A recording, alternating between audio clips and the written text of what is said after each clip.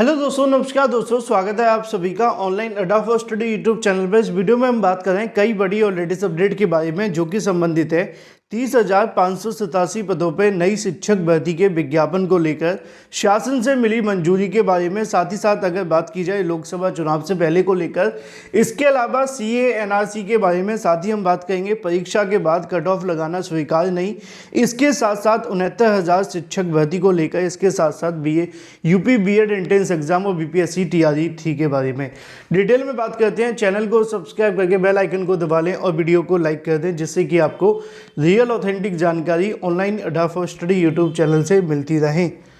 शुरुआत करते हैं सबसे पहली अपडेट के बारे में जो कि संबंधित है। आगे बढ़ने से पहले हम बात करें यूपी बीएड एंट्रेंस एग्जाम की बेस्ट बुक के बारे में जो कि चक्षु प्रकाशन की है।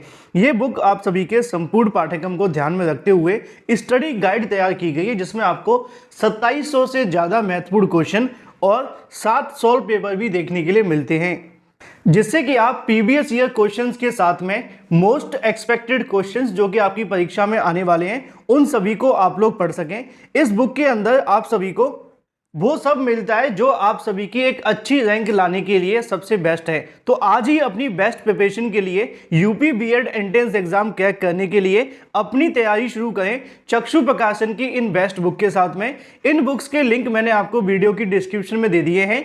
आप चाहें तो अमेजोन या फ्लिपकार्ट से ले सकते हैं या फिर नज़दीकी स्टोर से। चक्षु प्रकाशन का स्टडी गाइड के साथ में प्रैक्टिस सेट भी आता है, इसको लेकर भी आप अपनी तैयारी को पूरे तरीके से टेस्ट कर सकते हैं और बेस्ट प्रिपरेशन कर सकते हैं। दोनों के लिंक आपको वीडियो की डिस्क्रिप्शन में दिए गए, अभी परचेज करें। अच्छा, आप में से कितने ऐसे अभ्यर्थी हैं जिन्होंने सीएए और एनआरसी को लेकर हुए विवाद के बारे में उस समय की जो चीज़ें हैं वो याद होंगी? अगर आप उत्तर भारत से बिलोंग करते हैं, यानी कि मेरा कहने का तात्पर्य है कि अगर आप दिल्ली से आते हैं या फिर उत्तर प्रदेश से आते हैं तो यहाँ पे कुछ ज़्यादा ही आपको उस समय बवाल देखने के लिए मिला था। शायद मैं गलत नहीं हूँ तो ये महीना दिसंबर और जनवरी के बीच में था और वहाँ पर शायद यूपी में एक टीईटी परीक्षा भी होनी थी, लेकिन इसके चलते इनको रद्द कर दिया गया था। बाद में चीज़ें ऐसी देखने के लिए मिली सीएए और एनआरसी को लेकर कि काफ़ी ज़्यादा विवाद हो जाने के बाद से संवेदनशील ये मुद्दा था। इस पर ज़्यादा कुछ कहने से अच्छा मैं ये कहूँगा कि बहुत सारी चीज़ें कहीं ना कहीं मिसलीड हो गई थी या गलत तरीके से अफवाहें फैल गई थी या कोई भी कहीं ना कहीं कारण तो रहा था इसके पीछे, जो कि इतनी बड़ी संख्या में विरोध प्रदर्शन देखने के लिए मिला था। और ये विरोध प्रदर्शन हिंसात्मक प्रदर्शन भी देखने के लिए मिला था। कई जगहों पर पत्थरबाजी, इसके अलावा और भी बहुत सारी बातें थी। लेकिन अब एक बार फिर से लोकसभा चुनाव है और लोकसभा चुनाव से पहले फिर से कहीं ना कहीं सेंट्रल गवर्नमेंट ऑफ इंडिया के माध्यम से सीएए को लेकर यहाँ पे एक बड़ी अनाउंसमेंट की गई है। यहाँ पे सरकार का कहना यह है कि चुनाव से पहले लागू किया जाएगा सीएए, किसी को कंफ्यूजन नहीं रखना है। एनडीए को 400 से अधिक सीटें मिलेंगी, ऐसा कहना है। बीजेपी की अगर बात की जाए या फिर भारत के होम मिनिस्टर जो कि आप सभी के सामने है, केंद्रीय गृह मंत्री अमित शाह ने आगामी लोकसभा चुनाव को लेकर बड़ा दावा किया है। उन्होंने कहा है कि भाजपा को 370 सीटें और एनडीए को 400 से अधिक सीटें मिलेंगी और प्रधानमंत्री नरेंद्र मोदी के नेतृत्व में लगातार तीसरी बार सरकार बनेगी। शाह ने कहा कि लोकसभा चुनाव के नतीजों में कोई भी सस्पेंस नहीं है, यहाँ तक कि कांग्रेस अन्य विपक्षी दलों के एहसास हो गया है कि उन्हें फिर से विपक्षी बेंच में बैठना होगा। एक टीवी कार्यक्रम के दौरान अमित शाह ने कहा कि हमने संविधान के अनुच्छेद 370 को, जो जम्मू कश्मीर के विशेष दर्जा देता था, निरस्त कर दिया है। इसलिए हमारा मानना है कि देश की जनता भाजपा को 370 और 400 से अधिक सीटों का आशीर्वाद देगी। नागरिकता संशोधन अधिनियम सीएए पर यहाँ पे बात की जाए तो उन्होंने कहा कि 2019 में कानून पारित हुआ था। कानून का नोटिफिकेशन निश्चित रूप से हो जाएगा। चुनाव से पहले ही सीए को अमल में लाना है, इसमें कहीं ना कहीं जो काम है वो किया जा रहा है।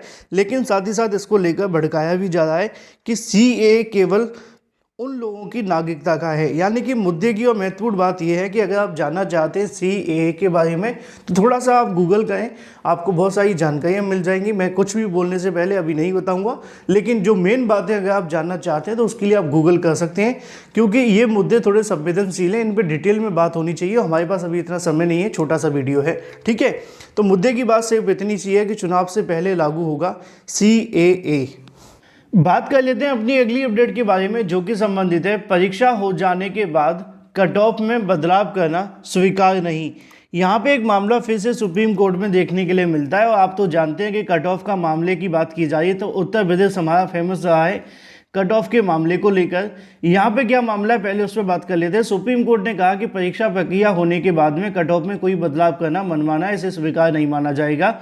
शीर्ष अदालत ने इसके साथ ही 2022 के अंदर जिला न्यायाधीशों के जज जो चयन की कट ऑफ को बढ़ाकर 50% करने का झारखंड हाईकोर्ट की पूर्ण पीठ के फैसले को रद्द कर दिया। जस्टिस अनिरुद्ध बोस और संजय कुमार की पीठ ने कहा कि इस परीक्षा में कट ऑफ अंक निर्धारित करने की जिम्मेदारी हाईकोर्ट की है, उसकी तरफ से न्यूनतम अर्हता जैसी शर्त में बदलाव किया जा सकता है, लेकिन यह काम परीक्षा प्रक्रिया शुरू होने से पहले हो सकता है, उसके बाद में नहीं। हाई कोर्ट के हक में तो है कि वो इस चीज़ में बदलाव कर सकता है, लेकिन वो बदलाव करने के लिए कुछ नियम है जिनको फॉलो करना होगा और वो नियम ये है कि परीक्षा से पहले कर दिया जाए। अब हमारे यहाँ क्या होता है, उत्तर प्रदेश में आपने देखा कि चलो 69,000 शिक्षक भर्ती पहले कोई कट ऑफ लगाया ही नहीं गया था, ये बात सच है, इसलिए वहाँ पे कट ऑफ को लेकर कहीं ना कहीं सरकार का बचाव हुआ और भी बहुत सारे सवाल थे। दूसरी चीज़ आपने देखी बिहार के अंदर भी, वहाँ पे क्या किया उन्होंने, कट ऑफ को हटा दिया, यानी कि अनिवार्यता को खत्म कर दिया। मनमाने नियम चलाते रहते हैं, बाद में मामले न्यायालय में जाते हैं और भर्तियाँ फंसती रहती हैं। अब ये तो कुछ झारखंड हाईकोर्ट की कहीं ना कहीं भर्तियों को लेकर बात की जा रही है, जहाँ पे न्यायाधीशों के चयन की बात की जा रही थी, उसके अंदर भी कहीं ना कहीं कोर्ट के माध्यम से कट ऑफ में बदलाव कर दिया। बाद में मामला सुप्रीम कोर्ट चला गया और सुप्रीम कोर्ट ने इसको रद्द करते हुए ये कह दिया कि आपके पास कट ऑफ लगाने का अधिकार तो है, लेकिन परीक्षा के बाद आप कट ऑफ में बदलाव नहीं कर सकते, ये आपके पास अधिकार होने के बावजूद भी अधिकार नहीं है।